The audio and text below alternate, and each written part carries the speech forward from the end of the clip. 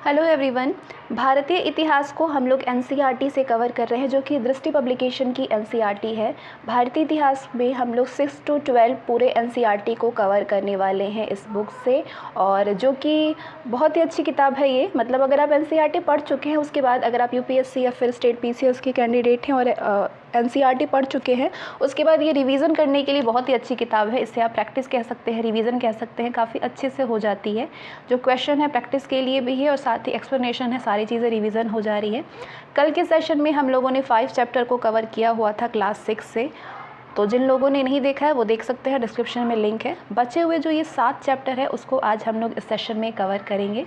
तो चलिए, और पूरा स्टार्टिंग से मैं स्टार्ट करी हूँ, यानी पूरे क्लास 12 तक की एनसीईआरटी तक हम लोग पहुँचेंगे और इस बुक को पूरा कवर करेंगे। तो ये सेकेंड वीडियो है। क्वेश्चन, अब चैप्टर 6 पे आते हैं हम लोग। फर्स्ट क्वेश्चन है, निम्नलिखित में से कौन से उत्तर वैदिक ग्रंथ है? इनमें से उत्तर वैदिक ग्रंथ कौन कौन से हैं?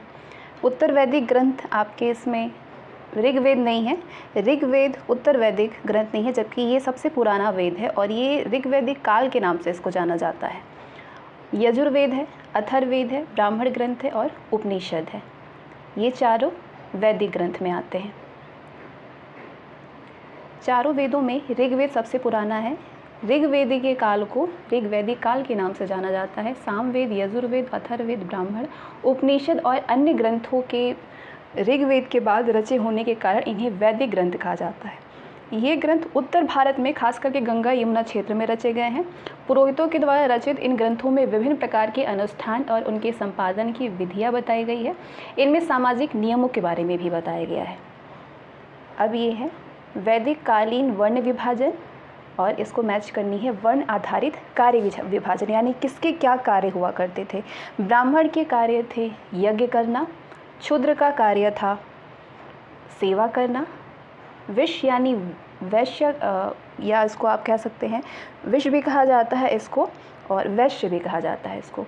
तो इनका कार्य होता था व्यापार करना, और क्षत्रिय का काम रक्षा करना, युद्ध करना, ये सारी चीज़ें होती थी। तो वैदिक काल में पुरोहितों ने लोगों को 4 वर्गों में विभाजित किया था, ब्राह्मण, क्षत्रिय, वैश्य और शूद्र, तो जिसे कि वर्ण कहते थे। प्रत्येक के अलग अलग कार्य निर्धारित थे। प्रथम वर्ग ब्राह्मणों का था, जो कि वेदों का अध्ययन, अध्यापन और यज्ञ करते थे। दूसरे थे क्षत्रिय, जो कि शासक वर्ग, और इनका कार्य युद्ध व लोगों की रक्षा करना था। तीसरे स्थान पर विश्य या वैश्य थे, जिसके अंतर्गत कृषक, पशुपालक और व्यापारी आते थे। शूद्रों का स्थान सबसे अंतिम था। अन्य तीनों वर्णों की सेवा इनका कार्य था। ठीक है, अगला क्वेश्चन पे बढ़ते हैं। अगला कथन है, उत्तर वैदिक काल में प्रायः महिलाओं को शूद्रों के समान माना गया था। बिल्कुल सही है। कारण दे रहा है कि उत्तर वैदिक काल में सामान्यतः महिलाओं तथा शूद्रों के वेदों के अध्ययन का अधिकार नहीं था। तो वैसे तो ये दोनों सही है, लेकिन इसका ये कारण नहीं है। तो ए और बी दोनों सही है, लेकिन इसका ये सही स्पष्टीकरण नहीं है। उत्तर वैदिक काल में प्रायः औरतों को भी शूद्रों के समान माना गया था, और सामान्यतः महिलाओं और शूद्रों को वेदों के अध्ययन का अधिकार नहीं था। अगला है क्वेश्चन नंबर 4 करते हैं। वैदिक काल के संदर्भ में निम्नलिखित कथनों पर विचार कीजिए। वैदिक काल के बारे में, क्षत्रिय और वैश्य दोनों को ही यज्ञ करने का अधिकार प्राप्त था। बिल्कुल था। शूद्रों को अछूत माना जाता था। शूद्रों को अछूत नहीं माना जाता था उस टाइम पे। सभी वर्णों का निर्धारण जन्म के आधार पर होता था। ये भी सही है, पहला और तीसरा सही है। उस समय वैदिक काल में क्षत्रिय और वैश्य दोनों ही यज्ञ करने का दोनों को ही अधिकार था। अछूत की अवधारणा वैदिक काल के बाद आई थी, उससे पहले नहीं थी। उत्तर वैदिक काल तक शूद्रों को अछूत नहीं माना जाता था। शूद्रों को अछूत नहीं माना जाता था। बाद के काल में शिल्पकार, शिकारी, भोजन संग्राहक तथा शवों को जलाने व दफनाने वाले लोगों को अछूत माना गया था। ठीक है। वैदिक काल के अंत तक, यानी उत्तर वैदिक काल में सभी वर्णों का निर्धारण जन्म के आधार पर ही होने लगा था। जैसे कि ब्राह्मण माता पिता की संतान ब्राह्मण होती थी, और क्षत्रिय की क्षत्रिय होती थी, शूद्र की शूद्र होती थी, इस तरीके से। अगला क्वेश्चन नंबर 5 करते हैं। वैदिक काल के संदर्भ में इन कथनों पर विचार कीजिए। वैदिक काल के संदर्भ में, तो ये आपका है पहला, ब्राह्मणों द्वारा बनाई गई वर्ण व्यवस्था सभी द्वारा पूर्णतः स्वीकार नहीं की गई थी। बिल्कुल सही है। महाद्वीप के आधार पर उपमहाद्वीप के पूर्वोत्तर क्षेत्रों में पुरोहितों का प्रभाव बहुत सीमित था। ये भी आपका सही है, यानी ये दोनों ही सही है।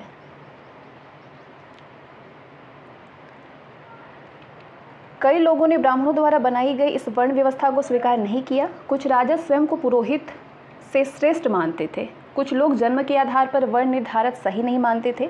इसके अतिरिक्त कुछ लोग व्यवसाय के आधार पर लोगों के बीच भेदभाव उचित नहीं समझते थे, जबकि कुछ लोग चाहते थे कि अनुष्ठान संपन्न करने का अधिकार सबका हो। कई लोगों ने छुआछूत की आलोचना की। वहीं इस उपमहाद्वीप के पूर्वोत्तर क्षेत्र जैसे कई इलाकों में सामाजिक आर्थिक असमानता बहुत कम थी। यहाँ पे पुरोहितों का प्रभाव भी बहुत सीमित था। ठीक है, क्वेश्चन नंबर 6 करते हैं। पुरातत्वविदों ने जनपद नामक इकाइयों की कई बस्तियों की खुदाई की। ये जनपदीय बस्ती अथवा बस्तियां किस स्थानों पर स्थित है, उस स्थान के बारे में बताने। जो पुरातत्वविदों ने जनपद नाम की कई बस्तियों की खुदाई की थी, तो वो किस किस स्थान पे है वो आपको इसमें बतानी है। पुराना किला दिल्ली में, हस्तिनापुर मेरठ में, अतरंजी खेड़ा एटा में। ये तीनों ही सही है। महायज्ञ को करने वाले आगे चल करके जन के राजा ना होकर के जनपदों के राजा माने जाने लगे थे। जनपद का मतलब जन के बसने की जगह। ठीक है, पुरातत्वविदों ने इन जनपदों की कई बस्तियों की खुदाई की है। दिल्ली में पुराना किला, उत्तर प्रदेश में मेरठ के पास में हस्तिनापुर और एटा के पास अतरंजी खेड़ा में इनमें प्रमुख है। जनपदों के लोग चावल, गेहूं, धान, जौ, दालों, गन्ना, तिल तथा सरसों जैसी फसलें उगाते थे। इन पुरास्थलों में कुछ विशेष प्रकार के बर्तन मिले हैं जिन्हें कि चित्रित धूसर पात्र के रूप में जाना जाता है। किस नाम से? चित्रित धूसर पात्र के नाम से जाना जाता है।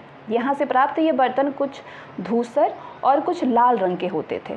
ठीक है, चित्रित धूसर पत्रों की कई चित्रकारी आमतौर पर सरल रेखाओं तथा ज्यामितीय आकृतियों के आधार पर है। अब करते हैं क्वेश्चन नंबर 7।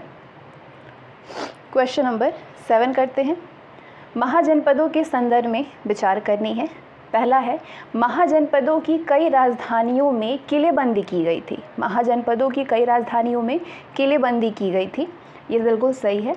और राजा सेना रखने लगे थे। उस टाइम पे तो राजा सेना नहीं रखते थे। हाँ, राजा सेना रखने लगे थे, जैसे कि वेतन दिया जाता था। वेतन का संपूर्ण भुगतान आहत सिक्कों के रूप में दिया जाता था? नहीं, वेतन का संपूर्ण कुछ भुगतान दिया जाता था। आहत सिक्कों का संपूर्ण भुगतान नहीं दिया जाता था। तो पहला सही है, दूसरा गलत है। ठीक है, लगभग 2500 वर्ष पूर्व कुछ जनपद अधिक महत्वपूर्ण हो गए। इन्हें महाजनपद कहा जाने लगा। अधिकतर महाजनपदों की एक राजधानी होती थी। कई राजधानियों में किलेबंदी की गई थी। ये किलेबंदी आक्रमण से सुरक्षा करती थी। ये राजाओं की समृद्धि और वैभव को भी दर्शाती थी। अब राजा सेना रखने लगे थे। सिपाहियों को वेतन देकर के पूरे साल रखा जाता था। कुछ भुगतान, जैसे कि मैंने कहा, कुछ भुगतान आहत सिक्कों के रूप में होता था, ना कि संपूर्ण भुगतान होता था। नेक्स्ट क्वेश्चन है, महाजनपदों की कर प्रणाली के संदर्भ में निम्नलिखित कथनों पर विचार कीजिए। पहला है, ये प्रायः उपज का 1/, मतलब एक तीसरा हिस्सा कर के रूप में निर्धारण दिया करते थे, जिसे भाग कहते थे। तो नहीं, ये 1/6 भाग दिया करते थे। पहला गलत है। दूसरा, कारीगरों को श्रम के रूप में कर का भुगतान करना होता था। तो ये दूसरा वाला सही है, पहला वाला गलत है। महाजनपदों के राजाओं को विशाल किलों और बड़ी सेना के लिए प्रचुर संसाधनों और इनके लिए पर्याप्त कर्मचारियों की आवश्यकता होती थी। राजा लोगों द्वारा समय समय पर दिए जाने वाले उपहारों पर निर्भर ना रह करके अब नियमित रूप से कर वसूलने लगे। फसलों पर लगाए गए कर महत्वपूर्ण थे, क्योंकि अधिकांश लोग कृषक ही थे। ये प्रायः उपज का 1/6 हिस्सा कर के रूप में निर्धारित किया करते थे, जिसे कि भाग कहा जाता था। तो पहला वाला गलत है। कारीगरों के ऊपर भी कर लगाए गए थे, जो कि श्रम के रूप में चुकाए जाते थे। जैसे कि एक बुनकर, लोहार या फिर सुनार को राजा के लिए महीने में 1 दिन काम करना पड़ता था। ठीक है, अगला क्वेश्चन नंबर 9। महाजनपदीय कर व्यवस्था के संदर्भ में निम्नलिखित कथनों पर विचार कीजिए। पहला है, पशुपालकों को जानवरों या उसके उत्पाद के रूप में कर देना पड़ता था। बिल्कुल सही है। व्यापारियों को सामान खरीदने बेचने पर भी कर देना पड़ता था, हाँ ये भी सही है। आखेट और संग्राहक कर के पूर्णतः मुक्त थे, आखेट और संग्राहक कर से मुक्त नहीं थे, तीसरा गलत है। तीसरा गलत है क्योंकि आखेटकों व संग्राहकों को जंगल से प्राप्त वस्तुएं राजा को कर के रूप में देनी पड़ती थी, मुक्त नहीं थे वो। नेक्स्ट, प्राचीन महत्वपूर्ण नगर कौशाम्बी किस स्थान पर स्थित है? कौशाम्बी इलाहाबाद उत्तर प्रदेश में स्थित था। कौशाम्बी नगर आधुनिक उत्तर प्रदेश के इलाहाबाद जिले में स्थित था। यहाँ से किले की दीवार के अवशेष मिले हैं। इसके एक भाग का निर्माण संभवतः 2500 वर्ष पूर्व हुआ था। कौशाम्बी प्राचीन काल में वत्स महाजनपद की राजधानी थी। ठीक है, नेक्स्ट क्वेश्चन है, महाजनपदीय युग में कृषि क्षेत्र में 2 बड़े परिवर्तन आए थे। इन परिवर्तनों के संदर्भ में इस पे विचार कीजिए। पहला है, हल के फाल अब लोहे के बनने लगे थे। हल के फाल, हाँ, लोगों ने धान की कृषि बीज छोड़ करके छिड़काव करके करने लगे थे। नहीं, लोगों ने धान की कृषि जो है बीज छिड़क करके करने के बजाय धान के पौधों का रोपण करना शुरू कर दिए थे। बिल्कुल सही है, पहले बीज पे करते थे, अब थोड़ा सा डेवलपमेंट हुआ तो फिर ये छिड़कने के बजाय धान के पौधे का रोपण करना शुरू कर दिए थे। ये दोनों ही सही है। ठीक है, क्वेश्चन नंबर 12, मगध के संदर्भ में इन कथनों पे विचार कीजिए। मगध के संदर्भ में गंगा और सोन नदियाँ मगध से होकर के गुजरती थी, बिल्कुल सही है। मगध का एक हिस्सा जंगलों से भरा था, ये भी सही है। इस क्षेत्र में लौह अयस्क की खदानें हैं, बिल्कुल सही है। लगभग 200 सालों के भीतर मगध सबसे महत्वपूर्ण जनपद बन गया। गंगा और सोन नदियां मगध से होकर के बहती थी। ये नदियां यातायात, जल वितरण और जमीन को उपजाऊ बनाने के लिए महत्वपूर्ण थी। मगध का एक हिस्सा जंगलों से भरा था। यहाँ से सेना के लिए हाथी, रथ, गाड़ियों और घरों के लिए लकड़ियाँ प्राप्त होती थी। इन क्षेत्रों में लौह अयस्कों की खदानें जो कि मजबूत औजार और हथियार बनाने के लिए उपयोगी थे। ठीक है, क्वेश्चन नंबर 13 है, निम्नलिखित में से कौन मगध का शासक नहीं था? इसमें से मगध का शासक कौन नहीं था? तो बिंबिसार थे, बिंबिसार भी थे, प्रसेनजीत नहीं था। बिंबिसार थे, अजातशत्रु थे और महापद्मनंद था। प्रसेनजीत नहीं थे। बिंबिसार, अजातशत्रु और महापद्मनंद मगध के महत्वपूर्ण राजा थे, जबकि प्रसेनजीत कौशल महाजनपद का राजा था। क्वेश्चन नंबर 14, निम्नलिखित में से कौन सा नगर मगध की राजधानी कभी नहीं रही है? मगध की राजधानी श्रावस्ती नहीं रही है, पाटलिपुत्र रही है, राजगिरी रही है। ठीक है, बिहार में राजगिरी जो कि आधुनिक का राजगीर है, कई सालों तक मगध की राजधानी बनी रही। बाद में पाटलिपुत्र जो कि आज का पटना है राजधानी बन गई। श्रावस्ती कौशल महाजनपद की राजधानी थी। अगला क्वेश्चन नंबर 15 करते हैं। सिकंदर द्वारा अपने विश्व विजय अभियान के दौरान भारतीय उपमहाद्वीप में मगध की ओर कूच करने के संदर्भ में निम्नलिखित कथनों पर विचार कीजिए। मगध की ओर कूच करने के संदर्भ में पहला है, सिकंदर की सेना ने आगे बढ़ने से इनकार कर दिया, बिल्कुल सही है। सिकंदर की सेना भारत के शासकों के पैदल, रथ और हाथियों की बड़ी बड़ी सेनाओं से भयभीत थी, ये दोनों ही सही है। 2300 वर्ष पूर्व मैसिडोनिया का राजा सिकंदर विश्व विजय करना चाहता था। पूरी तरह सफल न होने पर भी वो मिस्र और पश्चिमी एशिया के कुछ राज्यों को जीतता हुआ भारतीय उपमहाद्वीप में व्यास नदी के किनारे तक पहुंच गया। जब उसने मगध की ओर कूच करना चाहा तो उसके सिपाहियों ने इनकार कर दिया। वे इस बात से भयभीत थे कि भारत के शासकों के पास पैदल, रथ और हाथियों की बहुत बड़ी सेना थी। अगला क्वेश्चन है, मगध के निकट ही वज्जी राज्य था। वज्जी की राजधानी कौन सी है? वज्जी की राजधानी है वैशाली। मगध के निकट ही वज्जी राज्य, उसकी राजधानी वैशाली। अगला क्वेश्चन नंबर 17, गढ़ या संघ के संदर्भ में निम्नलिखित कथनों पर विचार कीजिए। गढ़ या संघ के संदर्भ में, तो एक ही शासक के अधीन एक विशाल राज्य क्षेत्र गढ़ या संघ कहलाता था? नहीं, बुद्ध तथा महावीर दोनों ही गढ़ या संघ से संबंधित थे, ये सही है, दूसरा वाला सही है। गढ़ शब्द का प्रयोग कई सदस्यों द्वारा समूह के लिए किया जाता था। संघ शब्द का तात्पर्य संगठन या सभा से है। गण या संघ में एक से अधिक शासक होते थे, प्रत्येक व्यक्ति राजा कहलाता था। ये सभी मिलकर के विभिन्न अनुष्ठानों को संपन्न करते थे।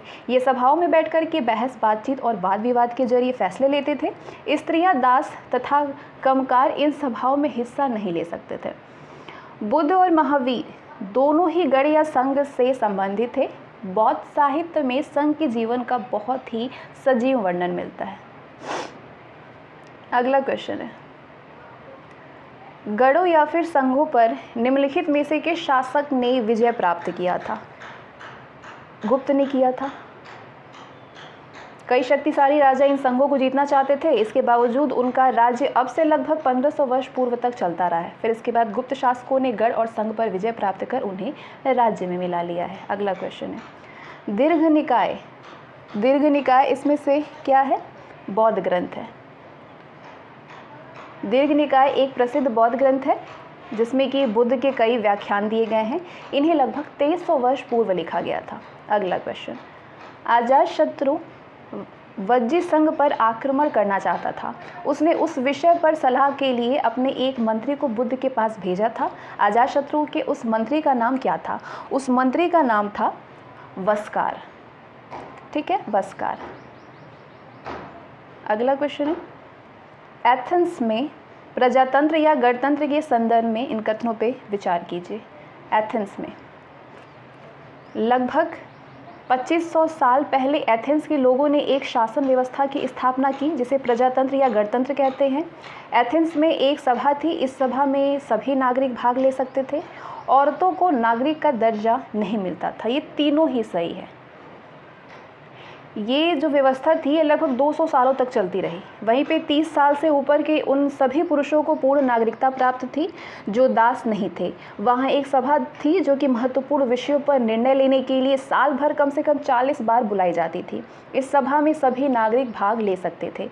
यहाँ पर औरतों को नागरिक का दर्जा नहीं मिलता था। व्यापारी और शिल्पकारों के रूप में एथेंस में रहने और काम करने वाले बहुत से विदेशियों को भी और यहाँ पर खाद्यान्नों, खेतों, घरों और कार्यशालाओं में काम कर रहे दासों को भी नागरिक का अधिकार नहीं मिला था। अब आते हैं चैप्टर नंबर 7वां चैप्टर है क्लास 6 की एनसीईआरटी में, जिसमें कि नए प्रश्न नए विचार हैं। अब इसमें जो भी क्वेश्चन होगा उनको हम सॉल्व करते हैं। पहला क्वेश्चन है, बुद्ध द्वारा पहली बार उपदेश देने की महत्वपूर्ण घटना की स्मृति में कहाँ एक स्तूप का निर्माण किया गया था? स्तूप का निर्माण कहाँ पे किया गया था? सारनाथ में किया गया था। बुद्ध का जन्म लगभग 2500 वर्ष पूर्व हुआ था। ये शाक्यगढ़ के क्षत्रिय राजकुमार थे। बुद्ध को बोध गया जो कि बिहार में है, पीपल के वृक्ष के नीचे ज्ञान प्राप्त हुआ था। वाराणसी के निकट सारनाथ है जहाँ पे इनको सर्वप्रथम बुद्ध द्वारा उपदेश दिए थे इन्होंने। इसी घटना की स्मृति में यहाँ पे स्तूप का निर्माण हुआ। बुद्ध ने अपनी शिक्षा सामान्य लोगों को प्राकृतिक भाषा में दी ताकि लोगों को उसे आसानी से समझ सके, लेकिन इनका लेखन कार्य जो था वो पाली भाषा में हुआ था। बुद्ध की मृत्यु कुशीनगर में हुआ था। ठीक है, नेक्स्ट है, बुद्ध की शिक्षाओं के संदर्भ में बताइए। बुद्ध की शिक्षाओं के संदर्भ में बुद्ध ने दुख का कारण तृष्णा मतलब कि लालसा को बताया था। बिल्कुल सही है। उन्होंने कहा आत्मसंयम अपना करके मनुष्य तृष्णा से मुक्ति पा सकता है। ये भी सही है, दोनों ही सही है।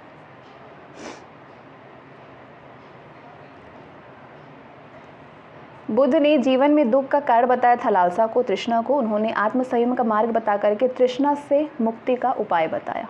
अगला क्वेश्चन है, निम्नलिखित में से कौन सा कथन जैन सिद्धांत के अनुरूप है?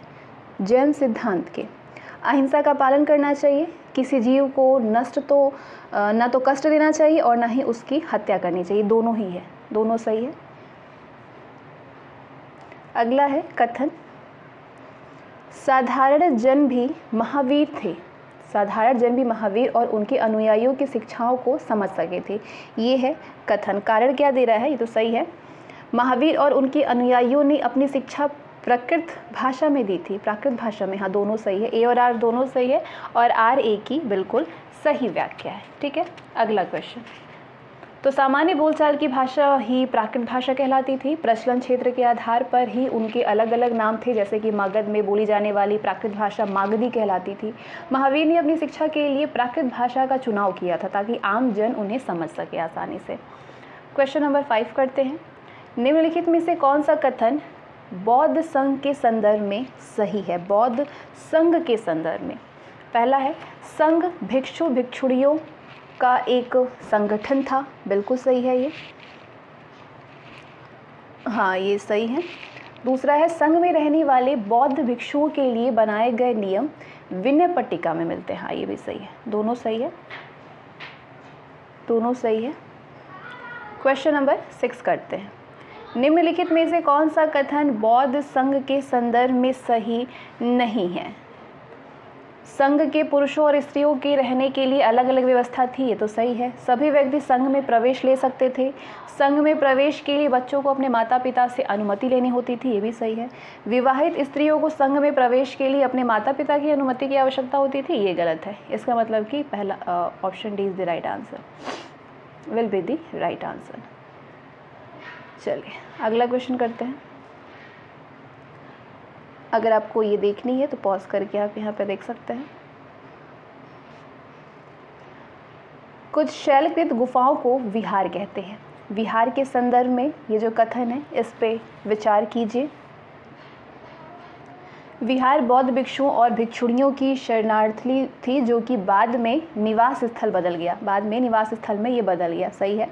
किसी भी धनी व्यापारी, राजा अथवा भूस्वामी द्वारा दान में दी गई भूमि पर विहार का निर्माण होता था, दोनों सही है।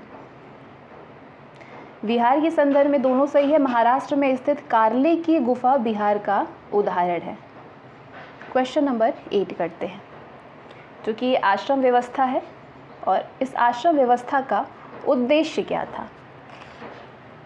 गृहस्थ का उद्देश्य ब्रह्मचर्य का उद्देश्य सादा जीवन बिता करके वेदों का अध्ययन करना था।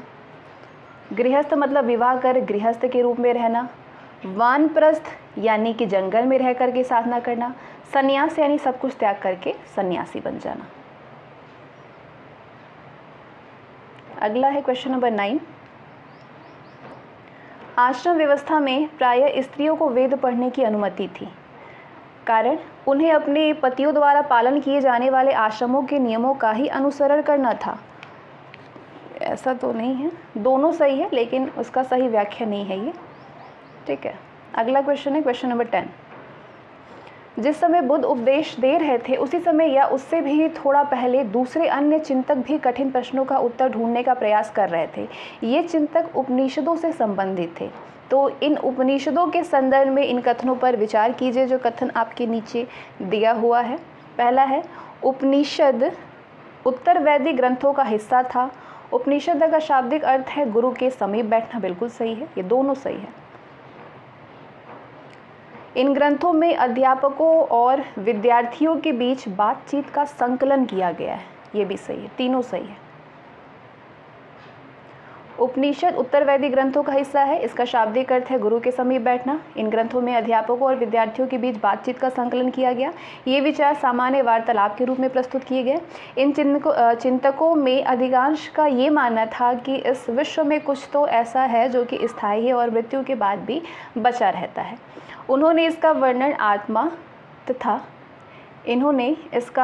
वर्णन जो है आत्मा तथा ब्रह्म अथवा सार्वभौम आत्मा के रूप में किया। वे मानते थे कि अंततः आत्मा तथा ब्रह्म एक ही हैं, ठीक है। अगला क्वेश्चन करते हैं क्वेश्चन नंबर 11। उपनिषदों में संकलित वार्तालापों अथवा चर्चाओं के संदर्भ में निम्नलिखित कथनों में से कौन सा सही नहीं है? वार्तालाप और चर्चाओं के संदर्भ की बात हो रही है। तो इन चर्चाओं में भाग लेने वाले अधिकांश पुरुष ब्राह्मण तथा राजा होते थे, ठीक है। तो यहाँ पे नहीं पूछा है तो ये तो सही है। इनमें कभी कभी गार्गी जैसे स्त्री विचारकों का भी उल्लेख मिलता है, गार्गी जैसी, ये भी सही है। विद्वता के लिए प्रसिद्ध गार्गी राज दरबारों में होने वाले वाद विवाद में भाग लिया करती थी। हाँ, तो बच्चा ये गलत होगा। निर्धन व्यक्ति भी इस तरह के वाद विवाद में बढ़ चढ़ के हिस्सा लेते थे, ये सही नहीं है। तो ये जो है निधन व्यक्ति जो है इस तरह के वाद विवाद में बहुत कम ही हिस्सा लेते थे। इस तरह का एक प्रसिद्ध अपवाद सत्यकाम जाबाल का है। सत्यकाम जाबाल का नाम उसकी दासी माँ के नाम पर पड़ा था। सत्यकाम के मन में सत्य जानने की तीव्र जिज्ञासा उत्पन्न हुई। गौतम नामक एक ब्राह्मण ने उन्हें अपने विद्यार्थी के रूप में स्वीकार किया। बाद में वे अपने समय के सर्वाधिक प्रसिद्ध विचारकों में से एक बन गए। उपनिषद के कई विचारों का विकास बाद में प्रसिद्ध विचारक शंकराचार्य के द्वारा किया गया। निम्नलिखित कथनों में से कौन सा सही नहीं है? इसमें से कौन सा सही नहीं है? पहला कथन है जैन धर्म का समर्थन मुख्यतः व्यापारियों द्वारा किया गया। ये सही है। किसानों के लिए जैन धर्म के नियमों का पालन अत्यंत कठिन था क्योंकि फसल की रक्षा के लिए उन्हें कीड़े मकोड़े को मारना पड़ता था। ये भी सही है। बाद की सदियों में उत्तर भारत के साथ साथ जैन धर्म का विस्तार गुजरात, तमिलनाडु और कर्नाटक में भी हुआ। ये भी सही है। वर्तमान में उपलब्ध जैन धर्म की शिक्षाएं उत्तर प्रदेश के कुशीनगर नामक स्थान पर लिखी गई थी। ये गलत है। तो आइए समझते हैं क्यों गलत है। क्योंकि जैन धर्म की वर्तमान में उपलब्ध शिक्षाओं का लेखन 1500 वर्ष पूर्व गुजरात के वल्लभी नामक स्थान पर हुआ था। ठीक है। क्वेश्चन नंबर 13 करते हैं। जैन नाम से जाने गए महावीर के अनुयायियों के संदर्भ में इन कथनों पे विचार कीजिए। उन्हें भोजन के लिए भिक्षा मांग करके सादा जीवन बिताना होता था। उन्हें पूरी तरह से ईमानदारी से रहने तथा चोरी ना करने की सख्त हिदायत थी। हाँ, बिल्कुल सही है। उन्हें ब्रह्मचर्य का पालन करना होता था। पुरुषों को वस्त्रों सहित सब कुछ त्याग देना पड़ता था। ये भी सही है। तीनों ही सही है। इन्हीं कारण से अधिकांश व्यक्तियों के लिए ऐसे कड़े नियमों का पालन कठिन था। फिर भी हजारों व्यक्तियों ने नई जीवन शैली को जानने और सीखने के लिए अपने घरों को छोड़ दिया था। क्वेश्चन नंबर 14 करते हैं। बुद्ध और जैन के युग में ही कुछ अन्य विद्वान भी खोज कर रहे थे। उन्हीं प्रसिद्ध विद्वानों में से एक विद्वान पाणिनि ने एक महत्वपूर्ण रचना की। संस्कृत भाषा की ये रचना किससे संबंधित है? भूगोल से, खगोल से, आयुर्वेद से या फिर व्याकरण से? तो सही जवाब होगा व्याकरण से संबंधित है। ठीक है, व्याकरण। बुद्ध और जैन के युग में ही पाणिनि ने स्वरों और व्यंजनों को विशेष क्रम में रख करके सूत्र बनाए जो कि बीजगणित के सूत्रों से काफ़ी मिलते जुलते थे। तो इन सूत्रों का प्रयोग कर उन्होंने संस्कृत भाषा के प्रयोगों के नियम लघु सूत्रों के रूप में लिखा था और अष्टाध्यायी नामक पुस्तक की रचना की जो कि व्याकरण से संबंधित है। ठीक है, व्याकरण से संबंधित है। अगला क्वेश्चन है, जरथुस्त्र एक ईरानी पैगंबर थे। उनकी शिक्षाओं के संदर्भ में निम्नलिखित कथनों में से कौन सा सही है? शिक्षाओं के संदर्भ में पहला है कि जरथुस्त्र की शिक्षाओं का संकलन जेंद अवेस्ता नामक में मिलता है। जेंद अवेस्ता में मिलता है। हाँ, सही होगा। जरथुस्त्र की मूल शिक्षा का सूत्र सद्विचार, सद्वचन तथा सद्कार्य है। दोनों ही सही है। तो आइए समझते हैं इसको। जरथुस्त्र ईरानी पैगंबर थे। उनकी शिक्षाओं का संकलन जेंद अवेस्ता नामक ग्रंथ में मिलता है। जेंद अवेस्ता की भाषा और इसमें वर्णित रीति रिवाज वेदों की भाषा और रीति रिवाजों से काफ़ी मिलते जुलते हैं। जरथुस्त्र की मूल शिक्षा का सूत्र है सद्विचार, सद्वचन तथा सद्कार्य, यानी कि हे ईश्वर, बल, सत्य, प्रधानता एवं सद्विचार प्रदान कीजिए जिनके जरिए हम शांति बना सकें। 1000 से अधिक वर्ष तक जरथुस्त्रवाद ईरान का एक प्रमुख धर्म रहा। बाद में कुछ जरथुस्त्रवादी ईरान से आकर के गुजरात और महाराष्ट्र के तटीय नगरों में बस गए थे। वे लोग ही आज के पारसियों के पूर्वज थे। ठीक है, अगला क्वेश्चन है,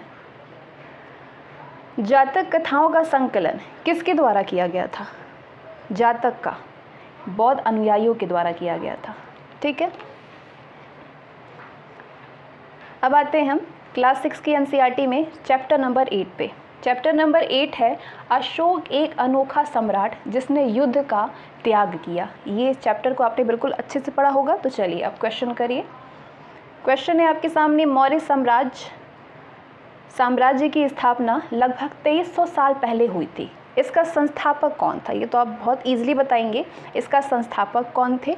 संस्थापक थे चंद्रगुप्त मौर्य। कौटिल्य द्वारा लिखित बाकी एक्सप्लेनेशन उतना इंपॉर्टेंट नहीं है क्योंकि ये आप सभी को मालूम होगा। तो आगे बढ़ते हैं, फटफट क्वेश्चन को अटेम्प्ट करते हैं। जहाँ पे एक्सप्लेनेशन की ज़रूरत पड़ेगी वो चीज़ें मैं आपको दिखाती रहूँगी। हालांकि इसकी PDF अगर आपको चाहिए तो आप टेलीग्राम पे मिल जाएगा आपको, वहाँ पे मैं इसको अपलोड कर दूँगी। कौटिल्य द्वारा लिखित प्रसिद्ध पुस्तक का नाम क्या है? कौटिल्य द्वारा लिखित प्रसिद्ध जो पुस्तक थी उसका नाम था अर्थशास्त्र। ठीक है। मौर्य वंश में 3 महत्वपूर्ण राजा हुए थे। ठीक है, तो इन राजाओं का सही वंशानुक्रम बताइए। वंश के द्वारा मतलब सबसे पहले कौन था, फिर कौन आया, फिर कौन आया? चंद्रगुप्त आए थे, फिर उसके बाद उनका बेटा बिंदुसार, फिर उनका अशोक उत्तराधिकारी। अगला क्वेश्चन है क्वेश्चन नंबर 4। मौर्य साम्राज्य की राजधानी कौन सी थी? मौर्य साम्राज्य की राजधानी थी पाटलिपुत्र। ठीक है। अगला है, इनमें से किन स्थानों पर अशोक ने शिलालेख प्राप्त है? अशोक के शिलालेख कहाँ पे प्राप्त हैं? कंधार में है, ब्रह्मगिरी में है, जौगढ़ में है, गिरनार में भी है, लुम्बिनी में भी है। तो ये सारे जगह पे शिलालेख प्राप्त हुए हैं अशोक के। ठीक है। अगला, कर और नजराना के संदर्भ में इन कथनों पे विचार कीजिए। कर और नजराना, कर जो था वो क्या था, मतलब ये एक, चलिए आइए बढ़ते हैं इसको। कर अधिनियम ढंग से एकत्रित किए जाते थे। ठीक है। नहीं, नजराना राज्य द्वारा नियमित रूप से लिया जाता था। ये दोनों ही गलत है, ना तो पहला है ना ही दूसरा है। कर नियमित ढंग से इकट्ठे किए जाते थे, वहीं पे नजराना जो है वो अनियमित रूप से किए जाते थे। नियमित रूप से जब भी संभव हो इकट्ठा किया जाता था। ऐसे नजराने विविध चीज़ों के रूप में प्राय ऐसे लोगों से लिए जाते थे जो कि स्वेच्छा से इसे देते थे। ठीक है। अगला क्वेश्चन है, मौर्य प्रशासन के संदर्भ में इन कथनों पे विचार कीजिए। मौर्य प्रशासन के संदर्भ में पहला है, राजकुमारों को अक्सर प्रांतों में राज्यपाल यानी गवर्नर के रूप में भेजा जाता था। जहां पर सम्राटों का सीधा शासन था वहां पे राजा द्वारा नियुक्त अधिकारी कर वसूलते थे। ये दोनों ही सही है मौर्य प्रशासन के संदर्भ में। ठीक है। कुछ हद तक छोटे क्षेत्रों या फिर प्रांतों पर पाटलिपुत्र से नियंत्रण रखा जाता था और वहाँ पे राजकुमारों को राज्यपाल के रूप में भेजा जाता था। पाटलिपुत्र और उसके आसपास के इलाकों पर सम्राट का सीधा नियंत्रण होता था। यहाँ पर कर वसूलने के लिए राजा द्वारा अधिकारी नियुक्त किए जाते थे। बाकी सारी चीज़ें आप लोग अच्छे से जानते होंगे। आगे बढ़ते हैं, क्वेश्चन को सॉल्व करते हैं। मौर्य प्रशासन से जुड़े इन कथनों पे विचार कीजिए। मौर्य प्रशासन से जुड़े इन कथन पे पहला है, मौर्य प्रशासन के छोटे क्षेत्र या प्रांतों पर तक्षशिला या उज्जैन जैसी प्रांतीय राजधानियों से शासन किया जाता था। बिल्कुल सही है। मौर्य शासक आवागमन के लिए महत्वपूर्ण मार्गों और नदियों पर नियंत्रण रखने का प्रयास करते थे। ये भी सही है। प्रदेशों में रहने वाले लोग मौर्य अधिकारियों को नजराना या भेंट दिया करते थे। तीनों ही सही है, तीनों ही सही है। ठीक है। अगला क्वेश्चन करते हैं। चंद्रगुप्त के दरबार में पश्चिम एशिया के यूनानी राजा सेल्यूकस निकेटर का राजदूत था। उसका नाम क्या था? उसका नाम था मेगस्थनीज। ठीक है। अगला क्वेश्चन करते हैं, क्वेश्चन नंबर 10। मेगस्थनीज ने भारत में जो कुछ देखा उसका विवरण दिया। सम्राट के विषय में उसके विवरण के संदर्भ में इन कथनों पे विचार कीजिए। सम्राट के विषय में, सम्राट की जनता को सामने आने के अवसरों पर शोभा यात्रा के रूप में जश्न होता था। बिल्कुल सही है। उनके अंगरक्षक सोने व चांदी के सजे हाथियों पर सवार रहते थे। कुछ अंगरक्षक पेड़ों को लेकर के चलते थे। बिल्कुल सही है ये। राज्य सामान्यतः हथियार बंद महिलाओं से घिरे होता था। ये भी सही है। तीनों ही कथन बिल्कुल सही है। अगला क्वेश्चन करते हैं। चलिए इसके बारे में थोड़ा जान भी लीजिए। मेगस्थनीज के वर्णन से पता चलता है कि सम्राट सोने की पालकी में जनता के सामने ले जाया जाता था। उनकी जनता के सामने आने पर शोभा यात्रा के रूप में जश्न मनाया जाता था। अंगरक्षक, बाकी सारी चीज़ें आप जानते होंगे। चलिए आगे बढ़ते हैं। मौर्य साम्राज्य के संदर्भ में इन कथनों पे विचार कीजिए। पहला है, मौर्य साम्राज्य की बात हो रही है। पहला है कि उज्जैन उत्तर पश्चिम की तरफ आवागमन के मार्ग में था। नहीं। आधुनिक पाकिस्तान और अफगानिस्तान के इलाके मौर्य साम्राज्य के अंदर थे। ये सही है। पहला गलत है। मौर्य साम्राज्य के संस्थापक चंद्रगुप्त मौर्य के विचार अर्थशास्त्र में लिखे गए हैं। नहीं, इनके विचार नहीं लिखे गए। पहला और तीसरा गलत है। क्यों गलत है?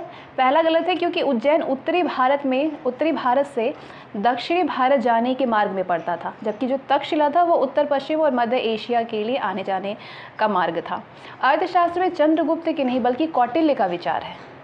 अर्थशास्त्र के रचयिता कौटिल्य का ही अन्य नाम चाणक्य था, उससे विष्णुगुप्त के नाम से भी जाना जाता था इन्हें।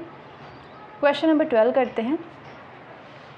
अशोक के संबंध में निम्नलिखित कथनों पर विचार कीजिए। अशोक के संदर्भ में, अशोक ऐसा पहला शासक था जिसने कि अभिलेखों द्वारा जनता तक अपना संदेश पहुंचाने की कोशिश की थी। बिल्कुल सही है। अशोक के ज़्यादातर अभिलेख खरोष्ट लिपि में हैं? नहीं। अशोक ने अपने एक अभिलेख में कलिंग युद्ध का वर्णन किया। कलिंग युद्ध का वर्णन किया है, बिल्कुल सही है।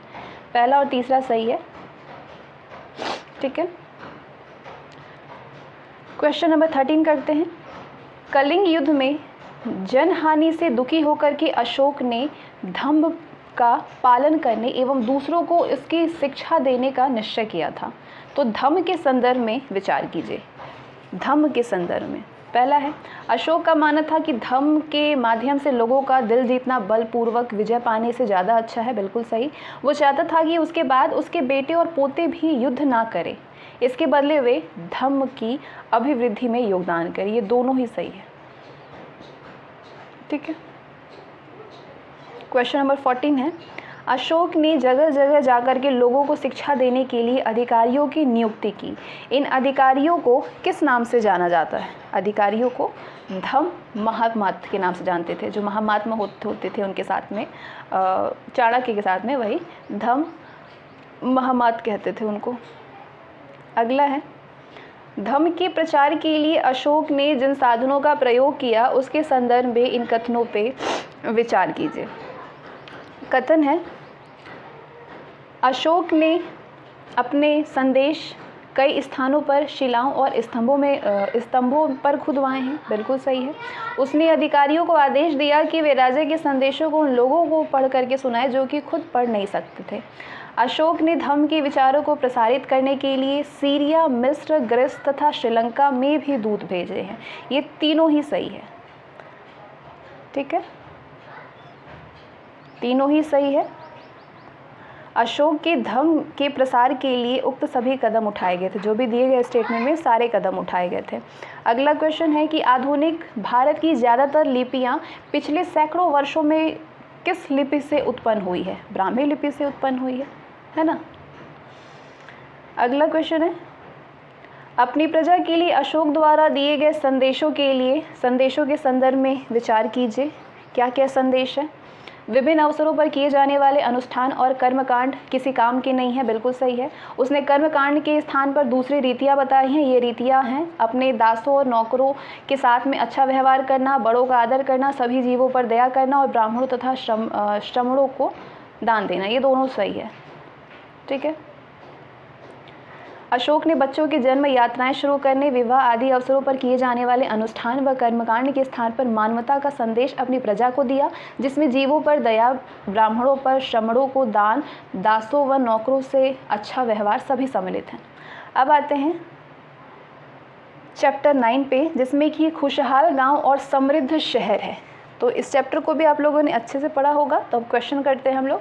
लगभग 2500 वर्ष पूर्व कृषि के विकास की प्रक्रिया में महत्वपूर्ण कदम उठाए गए हैं। तो इनमें से कौन सा या कौन से उन उपायों में शामिल है? हल के फाल के लिए लौह का प्रयोग करना, कौन इसमें शामिल है पूछ रहा है ना। तो हाँ, शामिल है ये। धान की रोपाई थी, सिंचाई के भी उपाय थे, ये तीनों शामिल है। लगभग 2500 वर्ष पूर्व कृषि उत्पादन बढ़ाने के लिए महत्वपूर्ण कदम उठाए गए, क्योंकि समृद्ध गांवों के बिना राजाओं तथा उनके राज्यों का बने रहना मुश्किल था। कृषि के विकास में लोहे के फाल का प्रयोग और धान की रोपाई कुछ नए तरीके से थे जो कि बहुत कारगर साबित हुए। उसी तरह पे सिंचाई भी काफ़ी उपयोगी साबित हुई। इस समय सिंचाई के लिए नहरें, कुएँ, तालाब तथा कृत्रिम जलाशय बनाए गए। ठीक है। अगला क्वेश्चन करते हैं। मैच द कॉलम है, ये ग्रामवासी है और ये उनके नाम है। कौन से ग्रामवासी किस नाम से जाने जाते हैं? बड़े स्वामी जो हैं ये आपके वेल्लाल के नाम से जाने जाते हैं। हाँ ठीक है, वेल्लाल के नाम से जाने जाते हैं। हलवाई जो है वो उड़वार के नाम से जाने जाते थे। भूमिहीन मजदूर या फिर दास को कडेसियर या अधिमय, और प्रधान व्यक्ति को ग्राम भोजक के नाम से जानते हैं। ठीक है, ये ग्रामवासी हैं और ये उनके नाम है। यहाँ पे आप समझेंगे तो अच्छे समझ में आएगा। भारतीय उपमहाद्वीप के दक्षिणी तथा उत्तरी हिस्सों के अधिकतर गांवों में 2300 वर्ष पूर्व कम से कम 3 तरह के लोग रहते थे, जिसमें कि तमिल क्षेत्र में भूस्वामियों को वेल्लाल, साधारण हलवाहों को उड़वार, भूमिहीन मजदूर और दास को कडेसियर और अधिमई कहलाते थे। देश के उत्तरी हिस्से में गाँव का प्रधान व्यक्ति भोजक कहलाता था। ठीक है, अब अगला क्वेश्चन करते हैं हम लोग, क्वेश्चन नंबर 3। लगभग 2500 वर्ष पूर्व भारतीय उपमहाद्वीप के उत्तरी हिस्से के गांवों के संदर्भ में इन कथनों पे विचार कीजिए। तो आगे के क्वेश्चन को हम लोग करेंगे बाद में, और इसके बाद हम लोग ये जो पुरानी एनसीईआरटी को हम लोग कर रहे थे, हमारे अतीत को, इसके बाद हम लोग अगले में ही प्राचीन इतिहास को कवर करेंगे पुरानी एनसीईआरटी शैली में। तो अभी के लिए बस इतना ही, मिलते हैं नेक्स्ट सेशन में, बाय।